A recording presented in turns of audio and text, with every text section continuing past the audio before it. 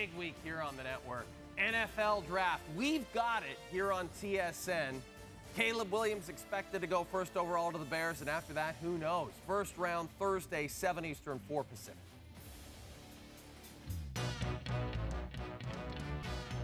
Good guy, that Mike Garafolo. Yes, the NFL draft is approaching, and we get to chat with Mike Garafolo. It's been far too long since we've spoken to our friend from the NFL Network. It's great to see you, buddy. We assume that the Bears are going to take Caleb Williams at number 1. That seems like a virtual lock. After that, there is a lot of intrigue about what the Washington Commanders might do at number 2. We assume they're going to take a quarterback. Who do you feel that they're going to take? The expectation, Jay, across the league is that it's going to be Jayden Daniels from LSU. Now, there was a moment late last week after his visit where it looked like maybe Daniels was going to make some kind of push to say, I'm just not feeling right about Washington. I didn't appreciate the visit when you brought in all those quarterbacks instead of bringing in just me. But from my understanding, he did ask the question to Adam Peters, the general manager in Washington, why did you do that? And Peters said, I'm glad you asked, and gave him an answer. And my understanding was that they explained to him we wanted to see everybody all together, see everybody interact with each other, and see how it went. And for Jayden Daniels, it sounds like, despite the visit and that potentially awkward moment, he still is going to be the guy in Washington. So a player who was rated as a 7th-round pick not too long ago by many scouts, boy, he shot up all the way after winning the Heisman Trophy into the top 2, it sounds like, in the NFL draft. You never quite know for sure until the name is called, but that is the expectation across the NFL, Jay. San Francisco 49ers picking 31st, the 31st pick, and yet there's a lot of intrigue around this team and our old buddy John Lynch because of the situation with wide receiver Brandon Aiyuk. Is there a chance, Mike, that Brandon Aiyuk ends up being on a different team Thursday night? There's a chance. I would say there's a greater chance that he stays with the San Francisco 49ers, and I say that because they've had contract negotiations as recently as Tuesday. I mean, I was in communication with both sides here, and it sounds like they were exchanging offers and trying to get this thing done from an average per year basis. Sounds like it's a good number. It's into the 20s where the receivers are getting paid and potentially going to be paid in the 30s at some point when Justin Jefferson gets his deal and Jamar Chase and all these guys at the top of the market. But sounds like San Francisco believes that they have a fair offer out there for Aiyuk. I know he unfollowed them on Instagram a couple of weeks ago, and that is certainly an indication that a player is not happy with his team, and he wasn't at the time. But we're talking about a team that had a formal trade request from Deebo Samuel, in addition to all the stuff that was out there from a social media standpoint, and still they were able to reel that one back in and get him signed to a long-term deal. There is no formal trade request still to this point with Brandon Aiyuk. That could change because as we get to the draft, that's a chance for some of these other teams who have interest to potentially trade some draft picks.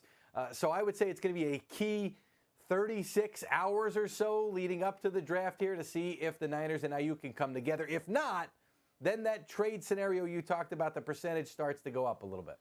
Can we talk about potential trades a little more, Mike? Because more than any other year that I remember, every single mock draft I read has trades in it. It's like we're expecting there to be a bunch of deals in the first round on Thursday night. Who do you think might be most active on the trade market at this draft? And could it potentially, Mike, lead to a domino effect of other trades on Thursday?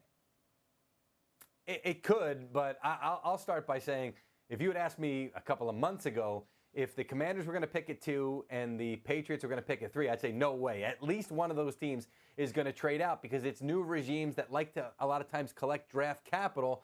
But both of those teams know they're in a position where they could draft a franchise quarterback to be their guy moving forward, and they have rebuffed trade offers, including, I reported this earlier on Tuesday, from the Raiders. And Jayden Daniels, we know the relationship with him and Antonio Pierce going way back to high school, so they tried to make a move up to number 2. So those teams don't seem like they're moving, but there are some teams that are interested in getting up behind them. The New York Giants have been trying. Now, I think it's going to depend on how it falls for the Giants because my understanding is Drake May is the quarterback that they really like. So if J.J. McCarthy goes 3, but I do expect it to be May, but potentially if it's McCarthy at 3, then the Giants could get active and jump from 6 up to 4 or 5. But you've also got the Vikings as well. They are at number 11. They could be on the move as well. So I'm looking for those two teams potentially in the top 10, depending on how it falls at 2 and 3, to be on the move as well. And I'll just give you another team, and they have been active in the past. The Philadelphia Eagles have been making calls upwards into the teens and maybe around 10 or so to see if they can trade up there. I believe that would be for an offensive lineman. I know we've talked about cornerback with them. Could be potentially for an offensive lineman, so keep an eye on the Eagles to potentially be active. I'm glad you brought up Philadelphia, Mike, because I just wanted to give you a second here at the end of our segment to have the podium. You have the floor because I know you're a hardcore Philadelphia Flyers fan, and I know you're not happy about the way your team's season ended.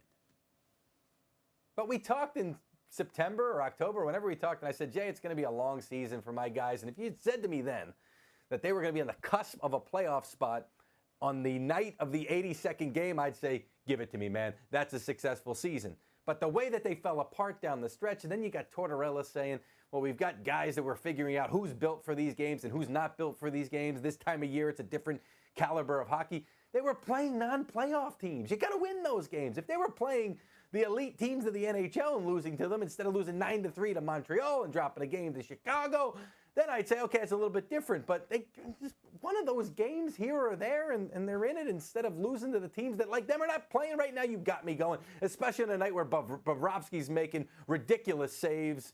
Two-time Vezina winner. We could have had. Are we out of time? I think we're out of time. I could keep going. We could talk about Bobrovsky all day long on this show. Mike, it is too bad the playoffs aren't televised here in Canada, but the NFL draft is televised here in Canada. And, Mike, you'll be here to break everything down after the opening round on Thursday. So I can't wait to talk to you then. Until then, Mike, we'll chat later. You're always my number one pick, Jay.